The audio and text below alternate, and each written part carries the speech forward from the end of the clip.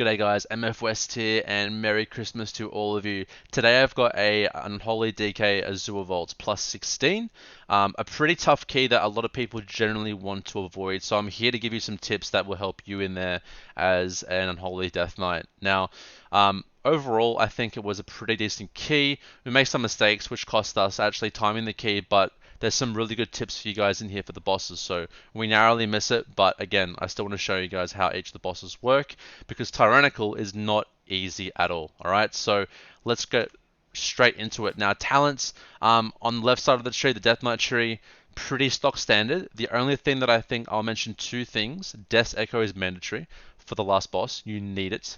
And I think AMZ has high value in here for the third boss. Very, very important for the third boss. You don't have to take it, but I think it's pretty beneficial. Now, it's tyrannical, so I am testing out builds before I make like the M plus guide, but I am running a disease-oriented build for all my keys mostly, except for Algathar Academy and Quarter Stars, I run Bursting Wounds. For everything else, I'm running disease build. Now, the disease build brings quite heavy funnel into priority targets, as well as very good sustained damage, as well as strong single target damage. Now, I've kind of gone like a little bit of a different route here. I've chosen to pick All Serve instead of Call of Devastation. You can mix and match between the two, but for the most part, I think it's pretty strong. Let me just see the overall. So I end up doing like 2.5% of my damage. This is the overall for the actual key. Not the best, but I think it has higher value than Coil Devastation. Again, have a test and see. I just think I'm not getting as much value from Coil, so yeah, it's up to you guys. But yeah, pretty stock standard build, Epidemic, Unholy Blight, and you got Gargoyle there, which is great for the bosses. So that's pretty much it. My gear, otherwise I'm 396 with two piece. I've got a normal Grief Torch, and I've dumped all my Valor into a puzzle box along with a 402 weapon. Okay, so that is pretty much it, guys. Let's get straight into the video. Let's go. Alrighty guys, straight into the first pool. Pretty large pool here. We each have our assigned kicks, and we're going to nuke this. Now on a Tyrannical week, this is going to die pretty freaking quick. I'm going to throw Dark Arbiter here and just feed it with Epidemics. And this pack honestly doesn't even live for a full duration DA, so we can pretty much chain to the next pack. But as you can see there, 200k burst with that army. Gargoyle. I mean, the Gargoyle did 300k damage. It's not even that bad. But yeah. Same thing here with the Lashes. Just want to get those kicks. Honestly, I don't think these Lashes are that scary on a Tyrannical focused week. I'm going to get my Trinket use in there as well. You might have seen as well, I actually used my puzzle box on the first pull after everything was up, just to amplify, get that 3k, whatever it is, ridiculous amount of mastery in as well. So honestly, really safe pull, not scary at all. And we're going to jump straight down into this area on the saplings. Now the tenders, you want to make sure you kick the growth, the erratic growth. That's the only thing that you want to be focusing kicks on. And we chain pull two of them at the same time, and the rogue and I are just controlling between these two. And that's pretty much it. You just want to chain pull the entire room. It's not that scary on a Tyrant, so collect them all and just keep spreading your diseases and getting ready for boss. At this stage, I would be holding on to major cooldowns such as Dark Arbiter, you know, army and stuff. Now, I actually miscalculated, so I thought that I could use my army and Gargoyle on the start of the pool and have it back for boss. It doesn't look like army will be back for boss, unfortunately, but I think Dark Arbiter will. So, miscalculation on my part, although you can argue you're getting in an extra use of army, so yeah. But on Tyrannical, you know, the bosses, they live for long periods of time. You know, you just want to make sure that you have that ready to go. So no army, guys. I'm like about, I would say 30 seconds off once the boss fight starts, getting army. And we're going to start off the fight. Now, this fight is really simple. Like, it's one of the most simple fights in the actual season. So, pretty much going to be making sure that we don't stand anywhere near the tank for the frontal. You're moving out of that circle there, and the circle here, you want to make sure that your party is talking to one another, by whatever means, and spreading out and hitting all of the trees. Now, the trees have to be nuked by that massive circle that each player gets. Otherwise, the ticking damage gets a little bit ridiculous, and it's definitely noticeable on a tyrannical. Now, I'm in a perfect situation here where I'm wedged between 3 different trees. So I'm like, hey, Rogue, there's potentially more space over there, or if you need to move, so look at this. I'm going to get basically 4 trees here in one go. Beautiful. The holy trinity of trees. Then what happens is they spawn ads, and we just literally virulent plague them and spam epidemic. So Unholy is pretty good for this fight, especially with the disease build that I'm running here. And yeah, we're doing pretty good damage on boss as well. So yeah, quite nice. And we're gonna commit lust here as well. So yeah, this is like a coordination, basically a test for your coordination. How well can you coordinate all of the trees, and how well can you like burn the ads after they spawn as well.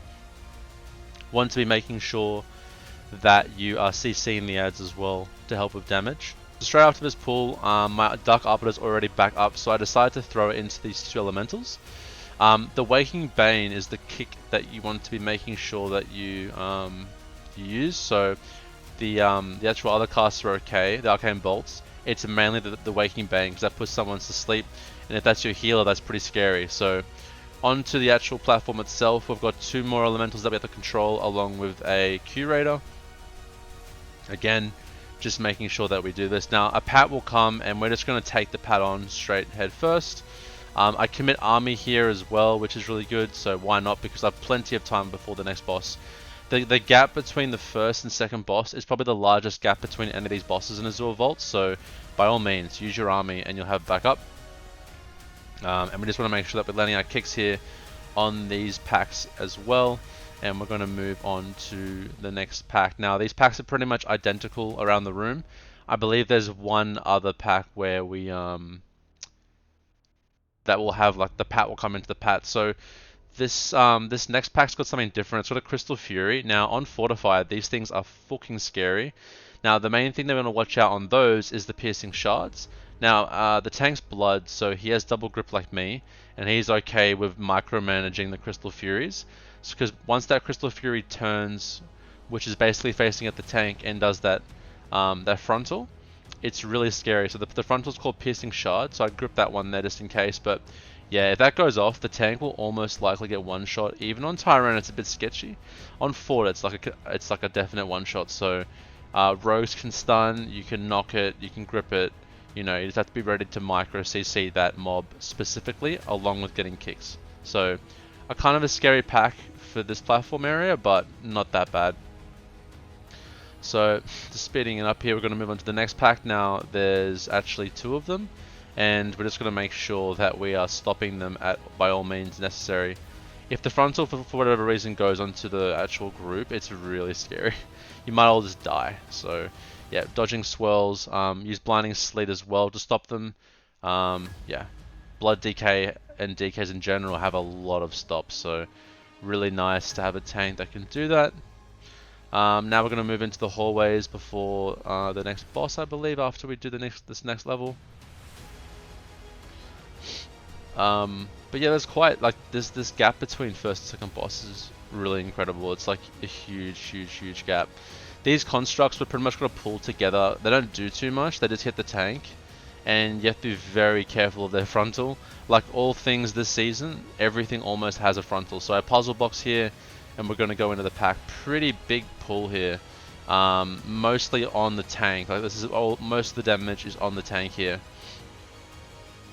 And yeah, we're just going to whittle this pack down with diseases, hit that 100k mark, and just kick the Waking Banes on those ads. Very important. Use all the stops that you have to make sure those don't go off, because the second a sleep goes off, you know, for example, look at it, like the healer gets slept, then Swirly's on the ground go, he'll die to Swirly. Like it's just like a cascading effect. So when these mobs if the tank's kiting them, be sure to never stand in front of them, or you're so dead. So very important piece of information there.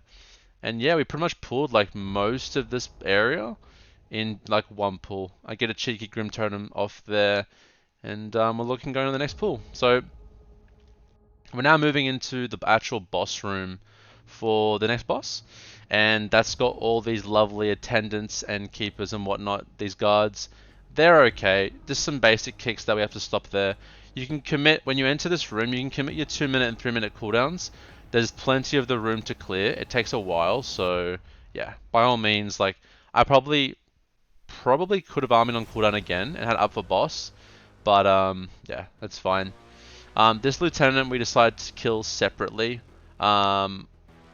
mostly because he has the aura around him increases like the damage of other mobs by, I think it's like 25 or 30%. So other mobs inside that aura are just gonna hoon. So is there a reason to really pull him on full HP? Not really. We chain him into the next pack when he's low, we kill him off and we move on. So again, just kicking what we can, dodging swirlies, and yeah, these packs are really underwhelming on Tyrannical week, so pretty relaxed. And like, unlike last week as well, with raging, like, things just aren't as scary when they're low. So yeah, pretty chilled here, guys. Again, I'm holding Army and Dark Arbiter for the boss, but I probably could have finessed, to be honest.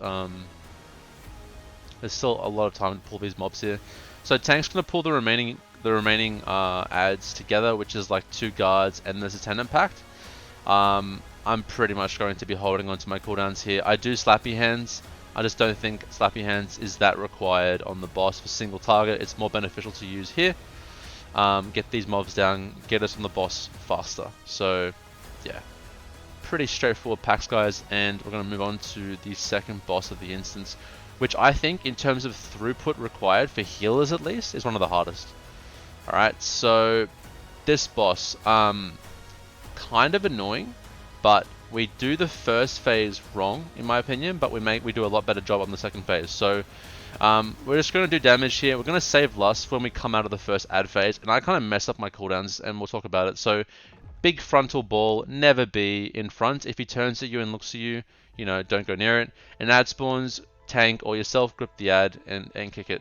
So now the phase begins. Now balls shoot out constantly out of the room and they're targeted towards the player party members. So you want to be basically moving around this room as a group, killing the ads. Now I stay on one and it takes me forever because Unholy is terrible at target swapping, and we just survive. Healer dies, we brez him, we manage to recoup from AMZ, and we're back in it. Now watch how we go about this next time that we do it. So again, my Dark Arbiter here is pretty bang average, guys. Army's a bit late as well. I don't think it's going to be an insane Dark Arbiter. Yeah, like 380k damage is pretty damn average, but hey, damage is damage. So again, going into the phase again, now watch this. We actually move together this time as a group, dodging these and targeting the ads together. Now there's actually a pulsing damage on the raid itself, like on the party group. So AMS is great at nullifying that damage, especially at getting Grievous stacks, which is the affix this week. So if you get hit by a ball, you're almost certainly going to get either one shot or go down to about 10% HP. So hold your health pot for that situation. But AMS is your best friend at keeping you high and not getting you any Grievous stacks. And I would probably coordinate with your healer. Like for example, I'm pretty sure healer can almost rapture. Our healer basically raptured both those phases, which is massive. That's a lot of throughput, which is very helpful. And we just kill it before the third ad phase, which is massive. I get my Grim Totem trinket off on it, and down it goes. So that's only going to get better and easier with more gear, but the second round, how we did it, was a lot better. So moving into this room, I've pretty much got almost everything back. Slappy Hands, everything, PI. And we're going to go in here and just absolutely destroy these cane toad frogs. And do a lot of damage here. So you can pretty much pull this room. You're meant to on Fort as well. I throw Army because I think it's going to be up before the last boss. And honestly, there's still like 3 or so big trash pulls left. We almost die because of bursting. I'm not watching that. I could have AMS'd the bursting application, the application of the bursting stacks, but got a little bit too engrossed in the frogs. We're going to pull this whole section down to the bottom and into the room. It's a big pull. Do what you can to try and help with gripping the frogs over and collecting them into one area. But yeah, again, pretty simple pull. There's not much damage either. Slappy Hands is not back up from the first area, so yeah, just cleaving here and watching the runes. I believe the runes will like either proc damage or like in a vicinity around it. I don't think it stuns you, so it's not too bad, but yeah. Pretty easy pack, man. Pretty easy pack. So this next area is the same room as before. You've got the same combination of ads. I'm probably going to pop everything here. So we're just killing these looters before we actually head into that room. And here we go again. Alright, so same thing. I'd actually hold Slappy for when the actual frogs come together, because as they leap, the Slappy grips them back in, as you saw there. So very, very helpful. Now the what's the mob called? The breakers. They do like fixate somebody and charge them. You want to make sure your body, like there's no rune behind your body as it charges you, because it will knock you back. Alternatively, as a Death Knight, you can also Death Advance it. So quite a few options there. If you are to get knocked on fort, I think it would be kind of scary, and the charge itself does a lot of damage, so be a little bit wary. But for the most part, it is okay. And down it goes with cooldown. So we are approaching the lovely third boss soon, which is fucking crazy of a fight. So we'll get there eventually. But yeah, pretty much I already have army back off cooldown from when I used it before. Armies seems to be, you know, if you're consistently pulling packs, like a 3.5 minute cooldown, which is pretty nice. So boss fight time. Now, do not pop anything else other than Unholy Blight and Dark Transformation on pull, because the boss phases very quickly. Look at his energy. At 100 energy, he phases. So these frost bombs, guys, are so fucking scary. Now, as a Death Knight, you can AMS before the frost bomb goes out and avoid application. Now, there, I just took too many stacks. Grievous ticked me down. I should have health potted, so that was my bad. Now, watch, from here on out, I play a lot better and smarter. So you want to kind of be positioned like in a line so that you don't take more than one tick of this dot. So there, I AMS'd before the frost bomb went out. I didn't even get it applied to me, which is huge. It leaves a path for your other players to walk through, and your healer doesn't have to heal you in your Grievous stacks.